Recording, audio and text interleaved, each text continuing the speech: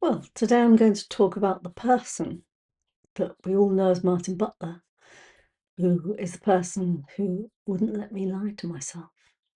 This episode is a little different from all the others because there's no mechanisms being named at the outset, no Spinoza proposition that I'm going to talk about, just the story of how I got here and why I write this series rather than something else. As I promised, I'm going to talk about how Martin Butler brought me to this practice. The change happens in the middle of the wreckage of an ordinary life, not in the calm space of study and reflection. Eventually, Martin moved near London. We began to see each other in the context of Gurdjieff, Zen, and Tayu. And the Tayu is a practice based in California, whose founder, Robert Ennis, we both came to know well. We went to California together and we came back, and then we moved in together. We held Gurdjieff meetings under the Tayu umbrella for a while, until Robert Ennis died, and after that the work continued in the form it now takes. 2 years ago, I decided to translate Spinoza's Ethics from the Latin, myself, for myself. The existing translations all differed so much from each other, and many were antiquated and set in the era in which they were composed. In some places they differed substantially, and other places contradictorily. I went back to the Latin to find out what Spinoza actually said. I did Latin at school and was reasonably good at it. The ethics in Latin made more sense to me than it did in the translations. So what I wanted was a direct Latin to modern English rendering without interpretations layered in. If something needed explaining, I added a note.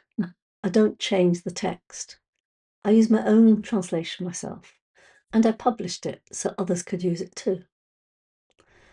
This matters because it means the Spinoza you hear in this series is the Spinoza I actually encountered in the text, in the original Latin, not filtered through someone else's understanding of what he meant, the original. So let's talk about Martin Butler's book, A Minority Interest. There he says something about what genuine self-knowledge produces that I want to read to you now. Hell is our inner state, our emotional and desiring nature. If this hell can be fully seen and understood, it loses its power. The result is contentment. This contentment is our paradise lost, and we have found it by patiently travelling through our inner hell. I mention that because I want to be honest about what it actually means to patiently travel through your inner hell. It's not a metaphor. The cost is enormous. To realise that people you thought had to love you because they were family don't. It's a tough thing to bear. To see fake friends clearly, it's also hard. To stop being a people pleaser, to stop over-explaining, to stop performing the good person. Hell. I gave up my whole identity as a good person, and I am happier without it. I lost family members, they left my life, they have their own lives. I don't see them. I understand why. The traits I have are too much for them. I grieve them and associated family members and allow myself to let go. And that sentence is only possible because of the practice.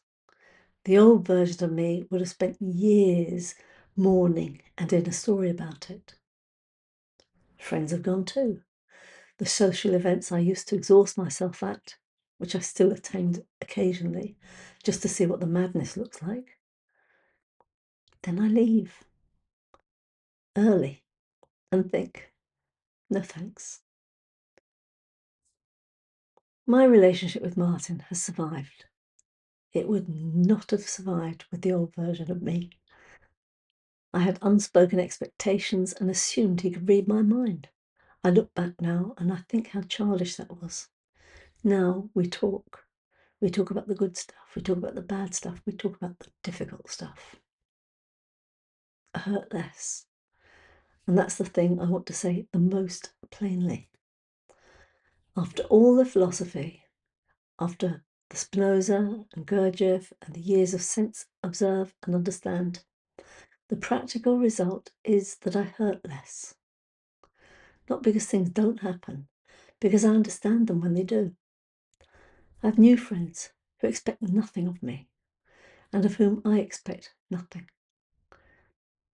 That sounds bleak if you haven't experienced it. It isn't. It's liberating. I love my students. I really love them.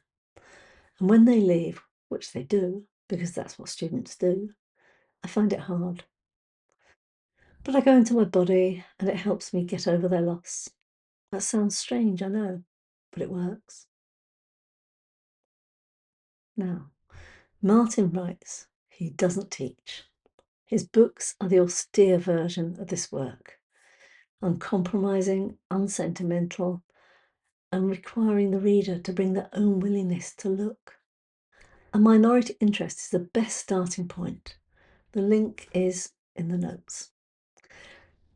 I write because I can make the practice accessible in a way that his register doesn't, not because I understand it better, because I've been through it as a student, as a human being living an ordinary life, as someone who came from the world of searching and healing rather than from philosophy.